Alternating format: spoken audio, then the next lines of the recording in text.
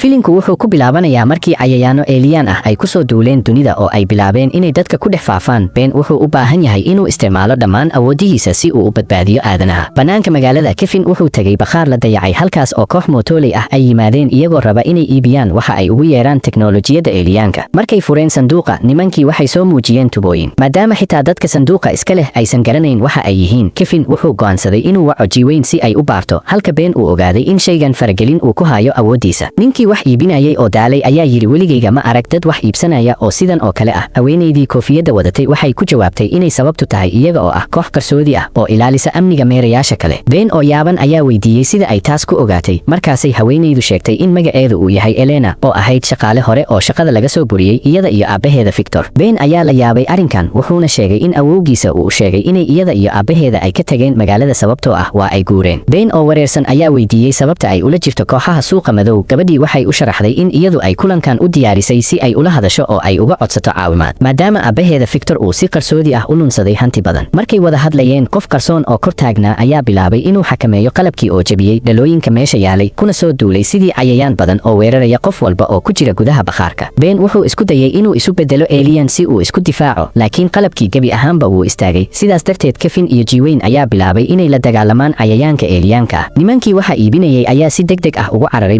mootooyinkoodii iyagoo ka baxsaday bakhaarkii oo soo dumay. Ben wuxuu baaray jibkii wuxuuna qiyaasay inay yihiin teknoolojiyad si fog loo xakameyn karo inay tahay, wuxuuna arkay qofkii qarsoonaa ee kor joogay. Markuu arkay, Ben wuxuu qiyaasay inuu isaga xakameynayo cayayaanka, wuxuuna isku dayay inuu isaga uu joojiyo, isagoo isku bedelay geesi aan la joojin karin. Laakiin sababtaas faragelinta awgeed wuxuu si qalad ah ugu bedelmay awood uusan garanayn. Iyadoo uu isticmaalayo neeftiisa qaboojinta, Ben wuxuu ku qaboojiyey qalabkii baraf jilcan, wuxuuna ka jebiyey qaybo yaryar taasoo hal mar dishay cayayaano badan. Markii uu cayayaankii cirka ku jiray uu ku guulaystay inuu qabto, Ben wuxuu raacay ninka wax xakameynayay wuxuuna isku dayay inuu asna uu qaboojiyo, laakiin ninkii uu ka booday wuxuuna u tuuray daruur cayayaan ah dhanka Jiweyn, taasoo ku qasabtay Ben inuu dagaalka uu joojiyo si uu u caawiyo walaashiisa. Intaas kadib, ninkii xumaa ayaa fursad u helay inuu baxsado. Elenana waxay raacday isaga, taasoo Jiweyn iyo Kevin ka dhigaysa kuwa hubinaya in ay iyadu la shaqaynaysay ninkii shisheeyaha ahaa oo waxyaabahan oo dhan uu ahaa dabin iyaga loo dhigay. Si kastaba ha ahaatee, Ben weli wuxuu xiisaynayaa sababta Victor iyo gabadhiisa loogu soo buriyey shaqadooda, wuxuuna go'aansaday inuu tago xarunta si uu awowgiisa u weydiiyo arrintaas. Markii ay ku laabteen xarunta isgaarsiinta, saddexdii saaxiib waxay sugayeen imaanshaha Makis, waxayna go'aansadeen inay wakhtigaas ku baaraan jibkii ay soo ururiyeen. Markay fiiriyeen, waxay ogaadeen in jibkaasi ay yihiin qalab teknoolojiyad iyo bayolojiga noolaha alienka oo laysku daray. Jiweyn oo xiisaynaysa arrintaas waxay isku dayday inay adeegsato awooddeeda si ay u akhriso tamarta ku jirta jibka, balse ma uusan shaqaynaynin. Markaas Kevin ayaa go'aansaday inuu raad raaco isagoo adeegsanaya kombuyuutarka. Intuu shaqaynayay, Ben wuxuu soo jeediyey inay raadiyaan Elena, taasoo dhalisay muran isaga iyo walaashiisa u dhexeeya ilaa awowgooda Makis uu soo galay shaybaarka. Markuu Makis uu arkay qalabka ay baarayeen, wuxuu u sheegay inuu meel hore uu ku soo arkay, balse uusan si fiican u xasuusanin. Ben wuxuu u arkay fursad fiican inuu weydiiyo sababta Victor shaqada looga soo buriyey, laakiin markuu bilaabay inuu hadlo, ayaa digniinta amniga bilowday inay soo dhawaaqdo, taasoo muujisay in qof shisheeye ah uu ku jiro gudaha xarunta. Markay raaceen raadkii tamarta qofkaas, waxay gaareen qolkii Makis, halkaas oo Elena ay horay ugu sugaysay. Markuu awowgu uu arkay gabadha, wuu xanaaqay, wuxuuna ku yidhi, maxay tahay sababta aad halkan u timid? Wuxuuna rabay inuu ka saaro xarunta, laakiin Ben ayaa difaacay gabadha, wuxuuna u sheegay awowgiisa in aabaheeda Victor uu lumay, lagana yaabo inuu qafaashay qofka xakameynaya qalabka isgaarsiinta. Si kastaba ha ahaatee, inta kale waxay rumaysan yihiin in Elena ay khatar ku tahay howlgalkooda, waxaana Kevin uu ku hogaamiyey si uu ugu saaro shaybaarka, isagoo awowga iyo carruurtiisa keligood uga tegay si ay u wada hadlaan. Markaas Makis wuxuu furay faylka Victor ee kombuyuutarka, wuxuuna soo muujiyey in la qabtay isagoo ka baxsanaya qalab shisheeye ah gudaha sanduuq sir ah. Taas darteedna shaqada ayaa laga buriyey oo laga mamnuucay kooxda inuu ka sii mid noqdo. Ben si adag ayuu u difaacay Elena, isagoo leh inaysan wax dembi ah ku lahayn khaladaadkii aabaheeda uu ku kacay, wuxuuna ku dooday in ay iyadu tahay qofka keliya ee tilmaam u noqon kara ninka xakameynaya cayayaanka alienka ah. Laakiin Makis wuu diiday inuu rumaysto, sidaas darteed Ben wuxuu go'aansaday inuu keligiisa uu dhaqaaqo, wuxuuna ka tegay xarunta isagoo qaatay mootadii awowgiisa uu lahaa si uu keligiisa uu u tago Elena. Markay ku sii jeedaan goobtii qalabyadii laga helay, Victor ayaa marayay dariiq cidla ah, waxaana laba tuug ah ay isku dayeen inay dhacaan, iyagoo ku leh inuusan keligiisa socon karin magaaladan dhexdeeda. Laakiin Victor wuxuu ku jawaabay isagoo leh keligay ma ihi, wuxuuna sii daayay kumanaan cayayaan oo alien ah oo ku soo duulay labadii tuug, jirkoodana dhex galay, una bedelay zombie ama dad maskaxda laga xakameynayo. Ben iyo Elena ma oga in Victor uu halkaas uu ku sugan yahay isagoo wata ciidamo cudur qaba. Markay gaareen goobtii, waxay bilaabeen inay baaraan gudaha dhismaha, balse inta ay baarayeen, ninkii xumaa ayaa bannaanka jooga isagoo wata dad cudur qaba oo raranaya sanduuqyo qalabyo ay ka buuxaan kuna shubanaya gaari shirkad la yiraahdo Shilbet. Iyagoo aan dareemin dhaqdhaqaaqaas, Ben iyo Elena waxay sii wadeen baaristooda ilaa ay ka gaareen shaybaar bakhaarkii Victor halkaas oo ay ka heleen waraaqo badan iyo foom amar keenid ah oo magaca Shiibet uu ku qoran yahay. Markay isku dayayeen inay fahmaan waxa meesha ka socda, waxaa si lama filaan ah u yimid koox dad ah kuwaasoo sheegay inay caawin doonaan iyaga. Laakiin Ben wuxuu arkay wax aan caadi ahayn oo indhahooda ka soo muuqda, halka Elena ay aragtay qalabkii oo jirkooda ku dhex socda, waxayna markaas garteen in dhammaan dadkaas uu xakamaynayo cudurkii cayayaanka eeliyaanka ahaa. Si lama filaan ah, mid ka mid ah dadka cudurka qabay ayaa u sheegay inuu ogeyn doono Ben iyo Elena si ay ula kulmaan boqoradda, wuxuuna u soo dhaqaaqay dhankooda, taasoo ku qasabtay Ben inuu dhaqaajiyo awoodiisa. Laakiin faragelinta meesha ka socota awgeed, Ben ma awoodin inuu doorto eeliyaan, markaas ayay ku qasbanaadeen inay cararaan. Markay ka baxeen iridda dabka, labadooduba waxay ogaadeen inay meel cidhiidhi ah ay ku xaniban yihiin. Ben ayaa markaas ka faa'iidaystay jahawareerkaas, wuxuuna culays saaray awoodiisa ilaa uu sameeyey mawjad koronto ah oo dadka oo dhan kala tuurtay, isla markaasna furay dariiq ay ku baxsadaan. Iyagoo sii socda, waxay fuuleen mootooyinkoodii oo ay ku ordeen si ay u baxsadaan. Laakiin Elena ayaa mootadii ka dhacday, taasoo ku qasabtay Ben inuu dib ugu soo laabto si uu u badbaadiyo. Wuxuu ku soo qaaday garabkiisa, wuuna la baxsaday, isagoo u sheegay talaabada xigta inay tagaan shirkadda Shiibet si ay u ogaadaan waxa uu Victor halkaas u diray. Dhanka kale, xarunta isgaarsiinta Kevin iyo Gwen ugu dambeyn waxay awood u yeesheen inay raadiyaan raadadka tamarta, waxayna heleen in badankood ay ku urursan yihiin xarunta Shiibet. Labadoodii waxay galeen dhismaha, waxayna bilaabeen inay raadiyaan wax calaamad ah oo muujinaysa cayayaanka eeliyaanka, waxayna heleen diiwaano muujinaya in sanduuqyo badan dunida oo dhan loo diray. Markay waraaqaha sii fiiriyeen, waxaa lama filaan ugu yimid shaqaale shirkadda ah oo u sheegay in shirkaddu ay xiran tahay, wuxuuna ku yidhi shirkadda maanta way xiran tahay ee maalin kale u soo noqda. Gwen waxay la yaabtay sababta uu habeennimadan u shaqaynayo, markaasay weydiisay, wuxuuna ugu jawaabay in shaqadiisu tahay inuu u adeego boqoradda. Markaas ayay garteen inuu ninkan asna cudurka uu haayo. Si ay khatarta u joojiyaan, Kevin wuxuu nuugay awoodda alwaaxda, wuxuuna si xoog leh u garaacay ninkii, taasoo ninkii hawada u dirtay, iyagana fursad u siisay inay waraaqihii ay soo qaataan oo ay u cararaan gaarigooda. Markay gaariga galeen, waxay bilaabeen inay suunka xirtaan, laakiin waxay arkeen shaqaalihii oo gadaashooda taagan isagoo samaynaya dhaqaaqyo aan caadi ahayn. Markay hore u fiirisay, Gwen waxay aragtay inuu xakamaynayo jibkii oo isu beddelay kubado wareegsan, kuwaasoo isku soo tuuraya muraayadda hore ee gaariga, waxayna ku dhawaadeen inay waxyeelo soo gaarto, taasoo ku qasabtay Kevin inuu si xoog leh u kaxeeyo gaariga si ay uga baxsadaan. Qalabkii ayaa isduubay oo sameeyey 3 kubado waaweyn. Kevin wuxuu isku dayay inuu ka baxsado isagoo si degdeg ah u leexday, taasoo sababtay in mid ka mid ah kubadihii derbiga ay ku dhaco, balse si dhaqso ah ayay isku hagaajisay oo haddana waa ay soo dabagashay. Markii ay taasi shaqayn weysay, Kevin wuxuu go'aansaday inuu ku guulaysto xawaaraha, wuxuuna shiday qalab gaariga ugu xirnaa, balse cayayaankii waaweynaa ee kubadda ahaa weli waa ay daba socdeen. Markuu arko inaysan jirin fursad kale, Kevin wuxuu galay goob dhismo oo faaruq ah, wuxuuna isku dayay inuu gaariga dulmarsiiyo kubadahaas. Laakiin taa halkii ay caawin lahayd, gaarigii wuu rogmaday oo wuu burburay. Nasiib wanaag, inkastoo shilku uu xooganaa, labadooduba way ka soo baxeen iyagoo dhaawac yar uu soo gaaray, waxayna bilaabeen inay raadiyaan kubaddii ugu weynayd oo hadda dul taagan buundada korkeeda, diyaarna u ah inay burburiso dhammaantooda. Kevin wuxuu isku diyaariyey dagaal, wuxuuna jirkiisa u beddelay dhagax. Markaas Ben ayaa ka soo booday mootada, wuxuuna hawada dhexdeeda isu beddelay noole awood badan si uu ugu takhaluso kubaddii ugu dambaysay. Markuu isu beddelay eeliyaanka xooga badan, Ben wuxuu ku orday kubaddii weynayd, wuxuuna ku burburiyey hal feer oo keliya, laakiin qalabkii dib ayay isku aruursadeen oo waxay isu beddeleen goobo wareeg ah, kuwaas oo bilaabay inay ku tuuraan iftiin basaas ah. Nasiib wanaag, maadaama maqaarkiisu uu yahay mid adag oo bir ah, Ben uu adkaystay, wuxuuna burburiyey qaar badan oo iyaga ka mid ah, laakiin cayayaankaas eeliyaanka ah ma aysan niyad jabin. Waxay isku hareereeyeen Ben iyagoo sameeyey gidaar ka kooban cayayaan si uusan uga baxsanin. Ben oo isticmaalaya xooggiisa aadka u weyn, wuxuu jebiyey gidaarkaas oo ka samaysnaa cayayaanka, laakiin markay dib isu urursadeen, waxay isu beddeleen mas robot ah oo aad la yaabayso, taasoo ku qasabtay Ben inuu gaarigii Kevin u adeegsado sidii usha kubadda lagu ciyaaro si uu ugu garaaco cayayaankaasi awoodda badan. Markii xaaladdu ay degto, Ben wuxuu dib ugu noqday muuqaalkiisii baniaadamka ahaa, wuxuuna la fariistay kooxdiisa si ay uga wada hadlaan waxa xiga ay qaban doonaan. Ugu dambeyntii waxay go'aansadeen in baaritaano cusub laga sameeyo shaybaarka. Markaas saddexdoodii waxay Elena geeyeen qolkii awoowe Makis, kaasoo daawanayay wararka sheegaya in cayayaanka eeliyaanka ay dunida oo dhan ku sii faafayaan. Markuu awowgu uu maqlo waxa ay carruurtiisu ay u sheegeen, wuxuu bilaabay inuu eego feelka cusub, wuxuuna ogaaday inay yihiin qalab dheeraad ah oo eeliyaanka layskaga difaaco. Markuu baaritaanka uu dhameeyey, Makis wuxuu doonayay inuu qalabka dib ugu celiyo dhalada, laakiin si lama filaan ah mid baa ka fakaday isagoo aan dareemin. Iyagoo aan ogeyn in mid ka mid ah cayayaankaas uu ku dul socdo miiska, kooxdii waxay bilaabeen inay ka fikiraan habka ay ku baabiin karaan dhammaan cayayaanka hal mar. Ben ayaa markaas soo xasuustay in dadka cudurka qaba ay ka sheekeynayeen boqorad, sidaas darteed waxay go'aansadeen in haddii ay dilaan boqoradda, cayayaan cusub uusan dhalan doonin, taasoo macnaheedu yahay in gumaysiga cayayaanka uu dhammaan doono. Iyagoo hawshan adag u diyaar garoobaya, dhammaantooda waxay fariisteen kombuyuutarka hortiisa si ay raad ugu helaan boqoradda, laakiin farxadda iyo jahawareerka darteeda midkoodna ma uusan dareemin markuu cayayaankii fakay uu gacanta ka fuulay Makis. Saacado yar kadib, Ben wuxuu u tegay awowgiisa si uu u weydiiyo caawinaad, balse wuxuu arkay in Makis uu horay uu cudurka u qabay. Isagoo isku dayaya inuu shaashada kombuyuutar ku tuuro madaxiisa, waxay maqleen qaylo. Kevin iyo Gwen way soo carareen. Kevinna wuxuu Makis ku miyir tirbeeliyey hal feer oo madaxa uu kaga dhuftay si uu joojiyo. Laakiin iyagoo mashquulsan, Makis wuxuu shiday mashiinka qiiqa kaasoo buuxiyey qolka, indhahana ka xiray qof walba, waxaana u suurta gashay inuu ka baxsado isagoo galay godad hoos maraya xarunta cidnama aysan joojin karin. Markay arkeen in awowgooda uu maqan yahay, dhammaantooda way niyad jabeen, balse Ben wuu deganaa, wuxuuna soo xasuustay ujeedadooda waana inay boqorada helaan oo ay burburiyaan. Maadaama aysan weli ogeyn halka ay ku sugan tahay, waxay u noqdeen kombuyuutarka si ay u sii baaraan. Markay falanqeeyeen khariidada muujinaysa halka cayayaanku ku badan yihiin, waxay ogaadeen in badankoodu ay ku sugan yihiin magaalooyinka waaweyn. Laakiin meel ka duwan dhammaan meelaha kale, koox aad u ballaaran ayaa ku urursanay tuulo ku taala miyiga gobolka Missouri. Markay sii baareen, Jiweyn waxay ogaatay in halkaasi ay tahay xarunta weyn ee shirkadda Shiibet, waxaana Ben uu go'aansaday in halkaas ay boqoradu ku sugan tahay. Maadaama gaarigoodii hore la burburiyey oo ay u baahnaayeen gaadiid cusub, Kevin wuxuu go'aansaday inuu siiyo Ben hadiyadda dhalashadiisa sanadkii hore, waana gaari cusub. Iyagoo watay gaariga cusub, Ben wuxuu u kaxeeyey gudaha Missouri ilaa ay ugu dambeyntii ay gaareen xarunta Shiibet, halkaas oo ay ku arkeen dhaqdhaqaaqyo waaweyn oo dad cudurka qabay ay ka buuxaan. Markay xaqiijiyeen in meeshaas ay tahay tan saxda ah, kooxda waxay galeen xarunta, halkaas oo ay ku arkeen Makis oo duulaya oo la hadlaya qof kale oo cudurka qabay. Maadaama aysan waxba u qaban karin, way sii socdeen ilaa ay gaareen meel ay ka socoto wax soo saar weyn. Bartamaha xarunta, Kevin wuxuu arkay Victor, wuxuuna garwaaqsaday inuu ahaa ninkii ku jiray bakhaarkii markii lagu heshiinayay qalabka Eliyaanka, taasoo keentay in dhammaan ay u maleeyaan in Elena ay ogtahay in aabaheeda arrintan uu ka dambeeyo. Elena si ay nafteeda u difaacdo, waxay u sheegtay inaysan waxba ogeyn, waxayna sheegtay in Victor uu cudurka u qabo, taas oo macno samaynaysa maadaama uu u dhaqmaayay sida Makis oo kale. Si kastaba ha ahaatee, Kevin ma uusan rumaysanin, wuxuuna ku eedeeyey inay tahay khiyaanooley, balse Ben ayaa mar kale dhinaceeda istaagay oo dadka kale ku qanciyey inay fursad kale ay siiyaan. Markii ay xaaladda degto, Ben wuxuu bilaabay inuu si dhow u eego Victor, wuxuuna arkay inuu ukun u dhigay, taasoo muujinaysa in boqoradii cayayaanka ay ku jirto jirkiisa. Kevin wuxuu soo jeediyey in la burburiyo Victor, laakiin Elena way oyday, waxayna Ben soo xasuusisay ballantii uu ka qaaday inuu badbaadinayo aabaheeda. Inkasta oo uusan hubin inay shaqayn doonto, Ben wuxuu go'aansaday inuu isu bedelo Elian si uu u soo dhammeeyo sheekadan, laakiin walaashiisa waxay uga digtay in ay halis tahay arrintan, maadaama haddii makhluuq awood leh uu cudurka qaado, ay bani'aadamnimadu dhammaanayso. Intay kooxdu doodaysay, Elena waxaa si lama filaan ah u soo weeraray mid cudurka qaba, kaasoo qabtay isla markaana digniin u diray dhammaan cayayaanada kale. Ben isagoo aan waqti haysan, wuxuu isticmaalay awooddiisa, laakiin cudurka ayaa farageliyey oo wuxuu isu bedelay noole isku dhafan oo aad u yaryar, kaas oo u dhexeeya qof caadi ah iyo cayayaan. Wuxuuna noqday cabirka tigsiga camal, wuxuuna u duulay dhanka Victor ilaa uu si tartiib ah ugu sii dhacay sankiisa, halkaas oo uu ka bilaabmay inuu ka maqlo codka boqorada gudaha jirkiisa. Intii saaxiibadiisa ay banaanka ku dagaalamayeen, tigsigii wuxuu gudaha u galay oo wuxuu dagaal la galay boqorada oo isku dayaysay inay ku soo darto dhiigeeda. Kadib markii uu ka diiday, boqoradu waxay go'aansatay inay bani'aadamka oo dhan ay baabiiso oo ay kiciso qalab aad u fara badan, laakiin Ben wuxuu awood u yeeshay inuu sii daayo iftiin koronto oo xoog leh, kaas oo burburiyey jirkeedii. Markaas kadib, dhammaan dadkii cudurka qabay way ficnaadeen, qalabkiina way isburburiyeen. Ben wuxuu ka baxay jirka Victor, kaasoo dib ugu noqday sidiisii caadiga ahaa. Sidoo kale awoowe Makis ayaa asna soo ficnaaday. Makis wuxuu ku ammaanay carruurtiisa guusha ay gaareen, wuxuuna raalli gelin ka bixiyey inuusan hore ugu kalsoonaanin saaxiibkiisii hore. Ugu dambayn, Makis wuxuu Ben u soo jeediyey inuu noqdo hogaamiyaha cusub ee kooxda, laakiin Ben si degdeg ah ayuu uga diiday isagoo leh, weli lama gaarin waqtigaygii aan shaqada ka fariisan lahaa. Sidaas darteed, Makis ayaa sii watay xilkiisii, halka Victor iyo Elena ay dib ugu biireen kooxda si ay ula dagaalamaan halista cayayaanka Eliyaanka ee mustaqbalka ku soo wajahan.